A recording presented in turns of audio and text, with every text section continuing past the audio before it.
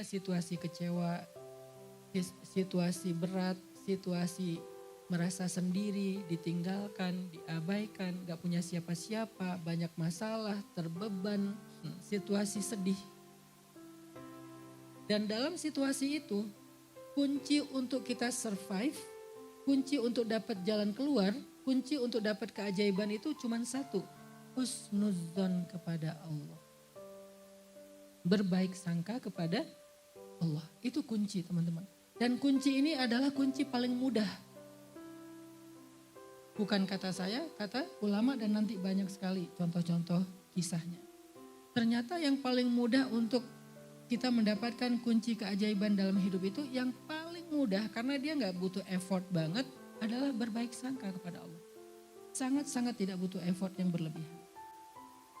Sehingga dengan kita switch sedikit aja pikiran kita yang harus connect dengan, relate dengan hati kita. Gak boleh pikiran kita husnuzon tapi hati enggak. Pikiran bilang Allah baik kok, hati masa sih? Gak connect kan, berarti gak relate ya. Kalau pikiran dan hati udah relate, lalu kita husnuzon kepada Allah, di switch sedikit aja dari yang tadinya curiga, bunun, prasangka, jadi berubah kepada hal-hal yang baik tentang Allah. Langsung seketika itu juga Allah rubah situasi kehidupan kita. Jadi merubah situasi kehidupan kita itu semudah merubah pikiran kita tentang Allah teman-teman. Dan itu dahsyat loh. Bahwa Allah sayang kita, Allah perhatian sama kita, Allah gak mungkin tega sama kita, bla bla bla. Itu tuh dimunculin sesederhana ngebalikin perasaan dan pikiran kita. Sesederhana itu juga dan semudah itu juga Allah kun fayakun merubah situasi dan keadaan kita. Mudah sekali ternyata. Saya kasih contoh tentang keajaiban husnuzan. Yang ekstrim dulu nih. Nabi pernah bercerita, nanti di hari kiamat ada 4 orang ahli neraka. Yang mereka itu banyak dosa, durhaka, kufur kepada Allah. Mereka itu diazab di dalam api neraka, kemudian setelah sekian lama dikeluarkan dari api neraka. Dikeluarkan dari api neraka untuk dihisap. Apakah dosa mereka udah habis? Ketika 4 orang ini dikeluarkan dari api neraka, kata Nabi, dihisap, ternyata dosa mereka belum habis. Maka kemudian Allah mengatakan, kembalikan mereka ke dalam neraka. Kembalikan mereka ke dalam neraka. Tiba-tiba ketika malaikat menarik mereka ke neraka, salah satu di antara mereka itu noleh ke belakang, melihat ke Allah. Walaupun bagaimana melihat ke Allah, Allah lebih tahu.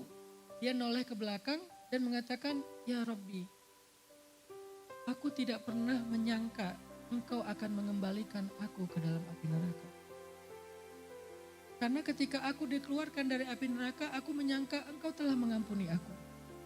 Engkau akan menyelamatkan aku dari api neraka. Engkau akan masukkan aku ke surga setelah ini. Aku gak pernah menyangka Engkau akan mengembalikan aku ke dalam api neraka. Cuman itu kalimatnya, menyangka. Maka kemudian Allah katakan kepada para malaikat, wahai para malaikat, benarlah hambaku, masukkanlah dia bersama 3 orang temannya ke dalam surga. Hanya dengan dia berbaik sangka kepada Allah, yang harusnya dia adalah ahli neraka, tiba-tiba Allah ganti menjadi ahli surga. Sesederhana itu merubah situasi seseorang. Dari ahli neraka langsung berubah menjadi ahli surga. Hidup kita seberat apapun bukan neraka. Gak seberat siksaan api neraka. Hidup kita itu hanya ujian-ujian, musibah-musibah yang kalau ditimbang dengan api neraka itu tuh gak ada apa-apanya. Bahkan bisa dibilang itu masih nikmat. Kalau api neraka aja Allah bisa ngerubah sekejap hanya dengan berbaik sangka kepada Allah, bagaimana lagi dengan hidup kita. Sehingga ketika dia bilang, ya Allah aku gak pernah nyangka Engkau akan memasukkan aku lagi ke dalam api neraka. Gak pernah nyangka di sini bukan nuduh ya. Tapi dia menyampaikan isi pikiran dan hatinya. Aku gak nyangka ya Allah, karena aku pikir Engkau telah mengampuni aku. Allah katakan aku mengampuni dia. Dan benarlah prasangka dia kepada aku, masukkan dia ke dalam surga karena ana inda dhanni abdi bi. Aku tergantung prasangka hamba kepada aku. Mudah kan bergaul sama Allah? Gak ada cerita kegeeran tuh gak ada. Kayaknya aku kegeeran deh. Merasa Allah perhatian ternyata enggak. Merasa Allah kayaknya sayang banget sama aku ternyata enggak. Gak ada cerita ke Allah tuh kegeeran kitanya tuh gak ada. Karena semakin baik prasangka kita kepada Allah, maka seperti itulah Allah kepada kita bahkan lebih. Kegeeran itu hanya muncul dalam bergaul dengan manusia. Dan seringnya memang kayak gitu. Memang kitanya aja yang GR. Aku kira dia baik sama aku kira dia bakal maafin aku kira ini kan zon, prasangka kan. Dan kita selalu aku kira yang baik-baik tentang orang lain dan seringnya, walaupun gak selalu, seringnya kecewa. Karena dia ternyata gak kayak gitu. Aku kira dia pengen nolongin aku, ternyata manfaatin.